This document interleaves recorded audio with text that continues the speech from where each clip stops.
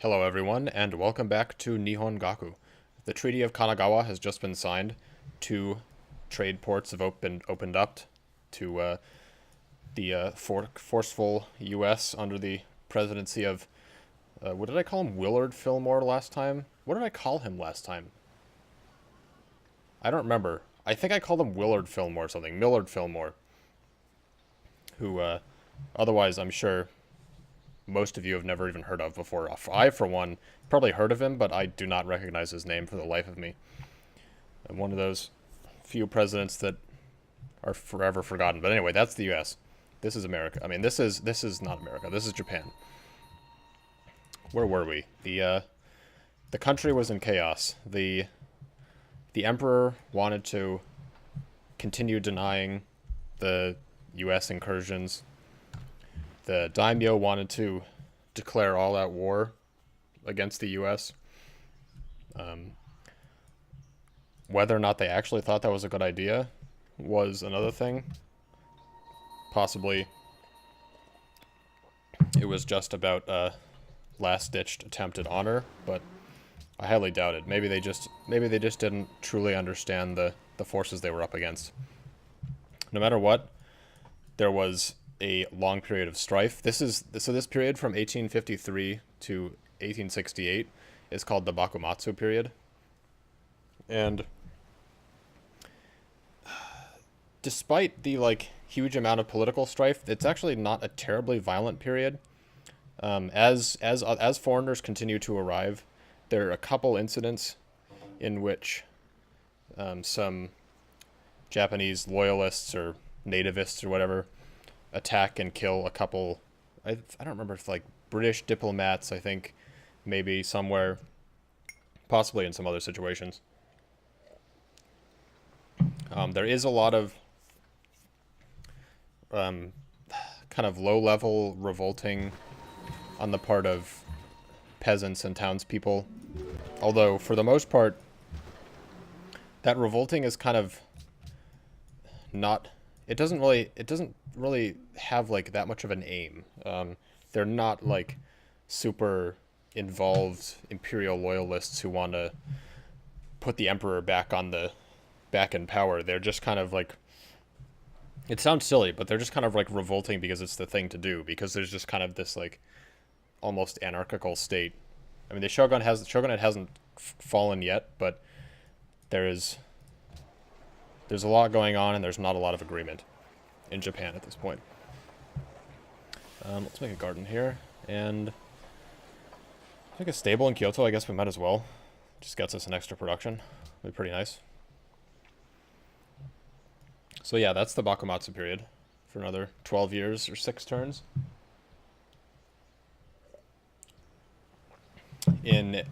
We're about to get there. I'll hold off until we get there. What's China doing?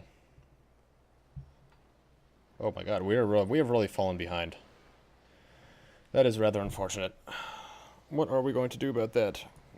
Gotta do something. Gotta prepare for our war for China.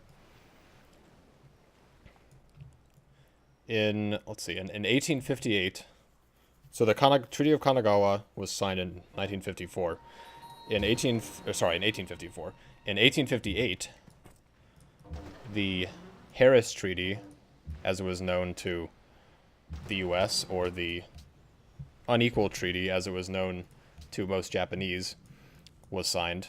And the Harris Treaty opened 3 more ports to a total of 5 to trade with the USA. Was at this point when France and England and other powers got their own wedge into trade with the Japanese as well. And this treaty was, whereas the Treaty of Kanagawa was not that, was not that. Actually, I should have done that with him. It didn't involve that much, just 2 ports. I mean, it was still huge, but it was just 2 ports and a consulate. In this one, Japan, as the name Unequal Treaties would suggest, was basically forced into a completely unbeneficial relationship unbeneficial for them, very beneficial for the U.S. The U.S. had all sorts of trade advantages.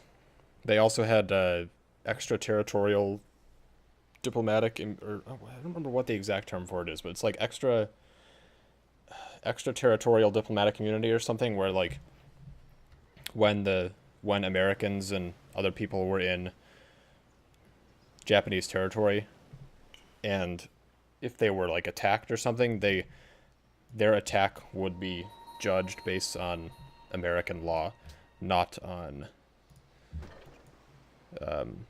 Japanese law. So that meant that if anything, like any like minor incident that happened in Japan against a Westerner could be completely blown out of proportion and judged like a capital crime by that Westerner, and then Japan would be severely punished.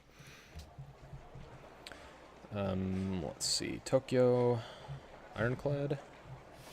Maybe ironclad or constabulary. Let's do ironclad for now. And Kyoto, stock exchange. We want all the money we can get. We're so close to killing this privateer. Alas, we're not quite there.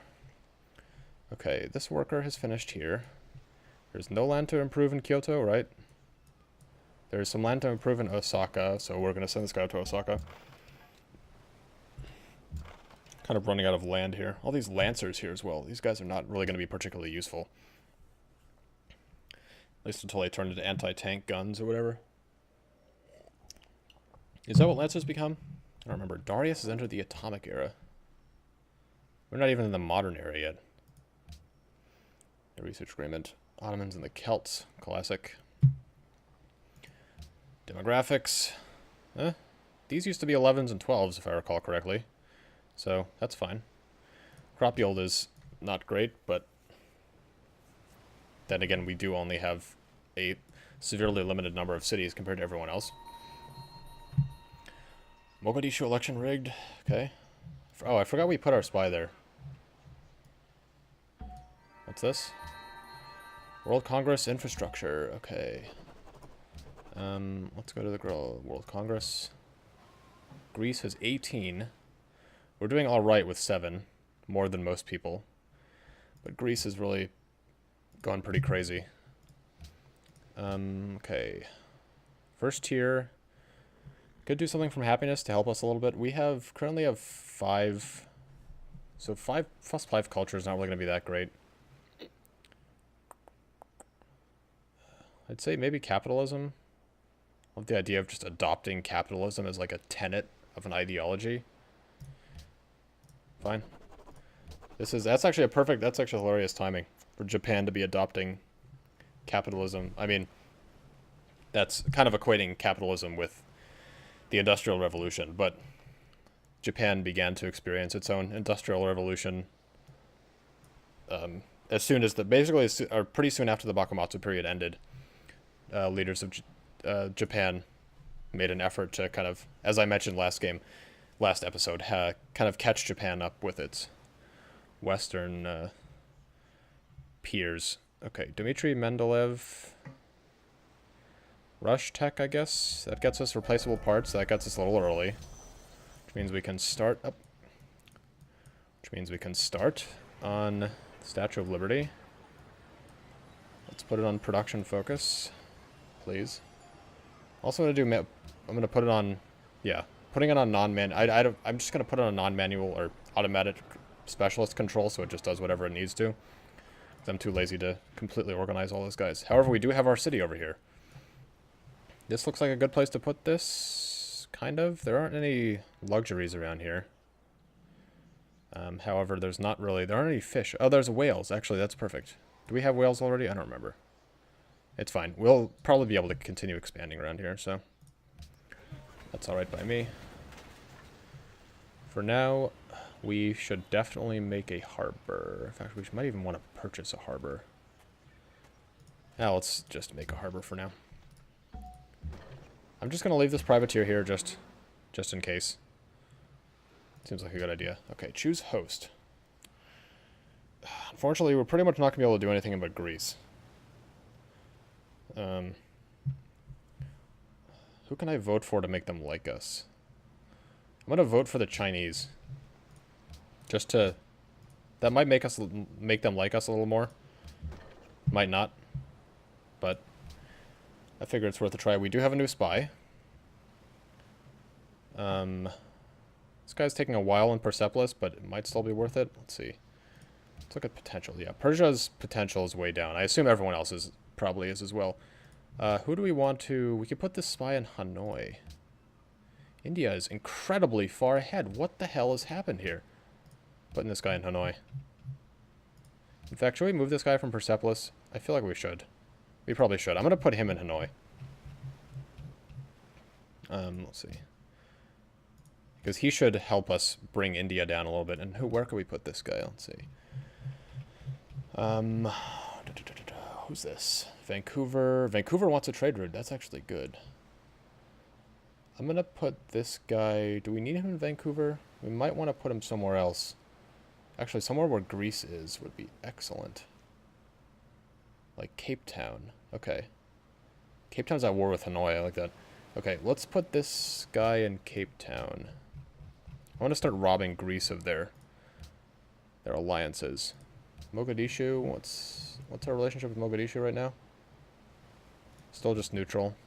The ally is Persia. They're not terribly close. Yeah. Okay, that's fine. What are our cities demanding? I haven't been paying attention to that. Furs. Which means we should really put a city up here. Well, that was just Kyoto. Who knows what everyone else wants. Probably other things. Yeah, they pretty much each want a different thing. Literally. No, Satsuma and Nara both want incense. But otherwise, oh my god, Nara has already stagnated. Oh, we have to send a worker over there. That's what we'll do with this guy. After he's finished. Or maybe we'll send this guy up from Osaka. Since we kind of want Kagoshima to get more improved than it is currently. Not that it has that many tiles to improve, but still.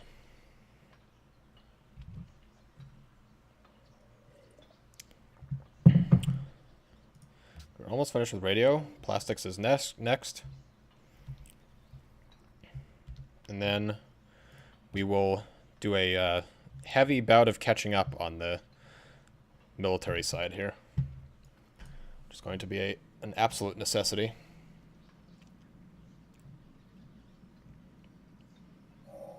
Radio, here we go. Greece becomes host. Not surprising at all. Would be nice if we could have some exploratory unit here. This rifleman is kind of going to have to do, I guess. Let's go inward a little bit. See if anyone has come up here. Can we kill this caravel? Not quite.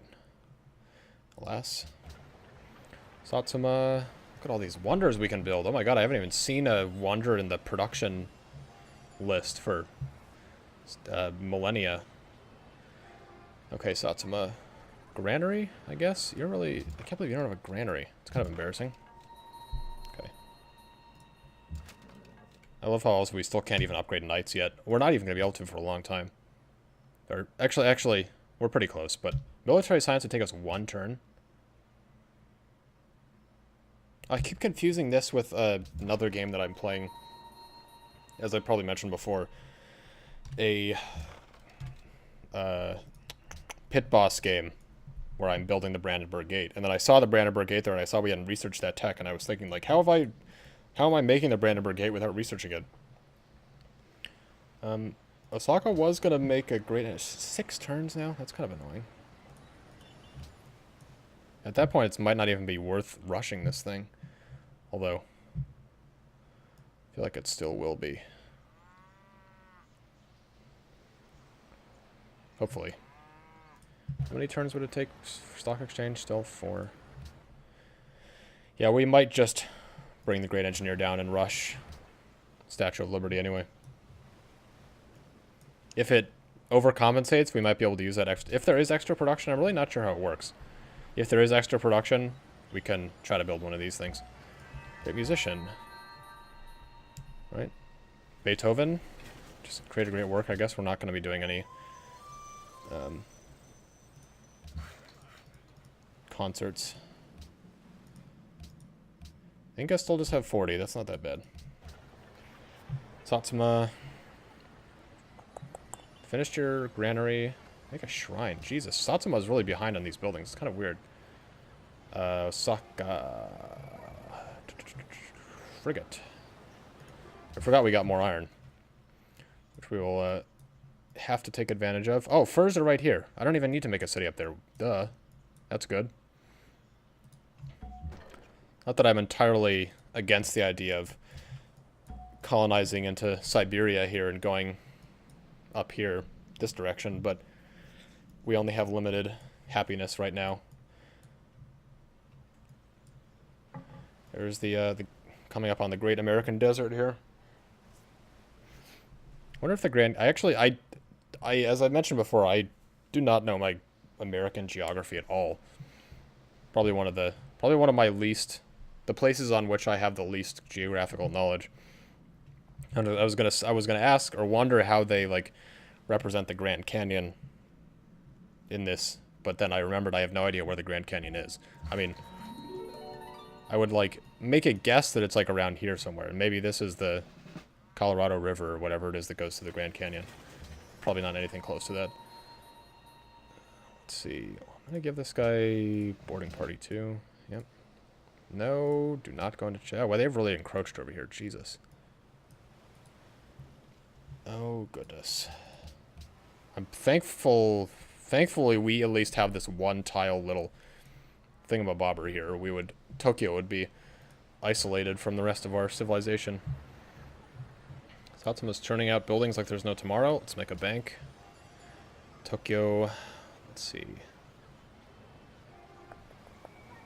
Maybe military base? Probably. Yeah, I think military base is going to be operative. Okay, let's make temple. Let's just put on everything here.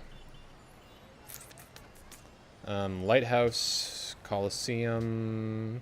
Actually, Coliseum is probably not that important, so I'm going to drag that to last. If I can do that. Yes. And let's move amphitheater up a little bit. There we go. Perfecto.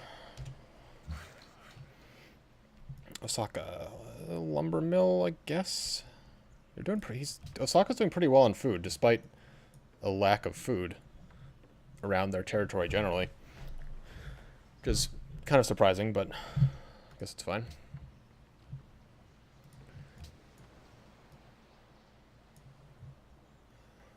Population-wise, we're doing all right.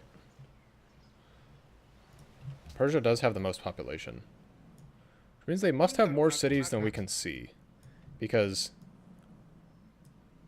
Persepolis has far less population than China, and China has so many cities. Persia just must, like, well, where are, like, I don't understand how does Persia have more population? There's so many people around here. I can't imagine that they've just kind of gotten free reign, or maybe they've just taken over the whole, but they haven't. They clearly haven't. I don't know. Persia's not really worth worrying about. Right now, up here, let's make a workshop for now. We'll speed everything else up. Oh my god, oh, I just realized there are going to be so many ruins on this continent. I don't know, I don't think, we probably can't get, like, free text from ruins, but that would be pretty incredible. At this point, we'll probably get, like, free population, maybe some gold, maybe a plus 20 culture, which is really stupid that doesn't scale, but it actually doesn't. From the beginning of the game to the end of the game, you can get plus 20 culture from ruins. It never scales, never goes up. Incredible. Okay, we gotta make a trade route and send it to Vancouver. That will be quite good. And it'd be even better if we did it before the World Congress convened, so let's queue it up in Osaka as soon as our turn starts. Also, what the hell, I have not been paying attention to the, like, movement of time in this game at all. Alright. Take a look at my notes to make sure I have everything right. Alright, so in 1867, the Shogun Tokugawa Yoshinobu resigned to the emperor. He resigned his place. He basically knew at that point that the power of the shogunate was over, and that he needed to basically, it was just the best. It was just best for him and for Japan for him to resign. He knew that he could basically not do anything else. He resigned 1686, 16, what am I saying? 1868. Satsuma, which we have, although not in the right place, and the domain of Satsuma, the domain of Choshu, I don't know exactly where they are. They had been kind of resisting cooperation with the West. I think this is it. They had been kind of formulating their own plans down here. I think they're in this over here somewhere for a long time. And in 1868, they basically usurped in 1867, I think the old emperor died, and in 1868 Satsuma and Choshu took the imperial palace, and they enforced the new emperor. They didn't install their own emperor, but they having trouble explaining this. They gave all the power back to the emperor. In 1869, the shogunate was the bakufu was fully disbanded, and thanks to Satsuma and Choshu, mainly, the emperor and the imperial palace basically regained for a little bit, full central control of the country. That was inarticulately explained, because I didn't write down specifics in my notes, but I know that's what happened. Okay, Kagoshima. You don't have a harbor yet? That's kind of tragic. Yeah.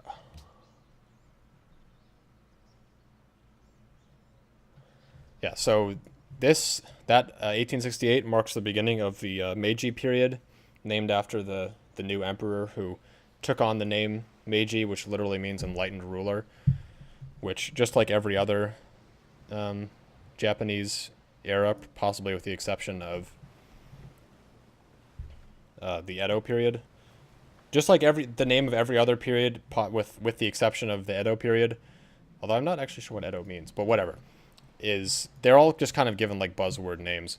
I mean, just like everywhere else in the world, eras are named after just kind of like generic things like glorious blah blah blah or enlightened blah blah blah.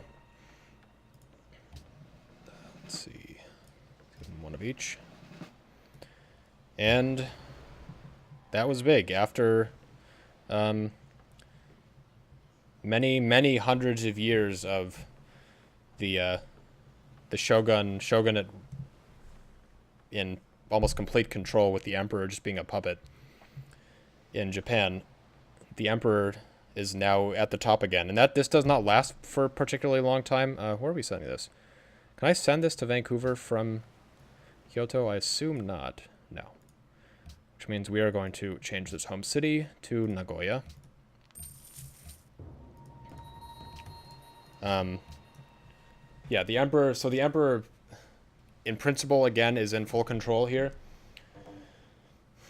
What else is happening? Christianity is legalized. India lost its capital. What the hell? Wow. Okay, Christianity is legalized again. Japan begins its industrial revolution, as we've talked about before. No Boudica, because I think you have the most, or the Inca have the tourism, whatever. Yeah, let's make a research agreement. That'll be good for me. And yeah, that's what happened in Japan in the 1860s. At this point, there are pretty much constantly plans in the works. Great engineer, nice. For this guy's gonna take so long to get here anyway, though, so it's gonna be pointless to use him. Let's see, kill this guy. There are plans in the works for some kind of constitutional-esque government. I mean, the central government of Japan did not want a full-on American constitution.